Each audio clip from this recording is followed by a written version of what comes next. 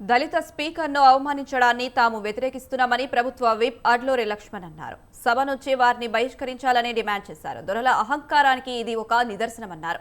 Speaker మీద పేపర్లు పడేసి అవమానించారని మండిపడ్డారు. బీఆర్ఎస్ ఎమ్మెల్యేలపై ఎస్సీ ఎస్టీ అట్రాసిటీ కేసు పెట్టాలని అడ్లూరి లక్ష్మణ్ డిమాండ్ చేశారు.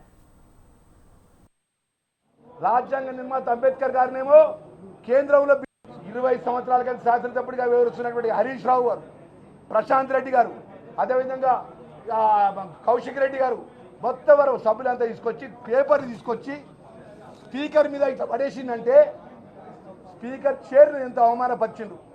రాజ్యాంగ నిర్మాత అంబేద్కర్ గారినేమో కేంద్రంలో బీజేపీ అవమానిస్తుంది మా దేవుణ్ణి. ఈ రాష్ట్రంలో 10 సంవత్సరాల రాజ్యం వెళ్ళినటువంటి ఈ కేసీఆర్ టీఆర్ఎస్ పార్టీ నాయకులు ఎవరైతే ఇలా చేసినటువంటి ఏదైతే సంఘటన ఉండదో యావత్తు మా దళిత వర్గాన్ని మా స్పీకర్ను అవమానపరిచినందుకు తక్షణమే వారి మీద ఎస్సీ ఎస్టీ కేసు రిజిస్టర్ చేయాలి.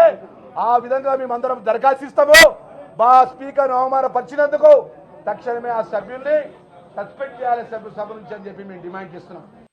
20 సంవత్సరాల క్రితం శాసనసభ్యుడిగా వివరిస్తున్నటువంటి హరీష్ రావు గారు,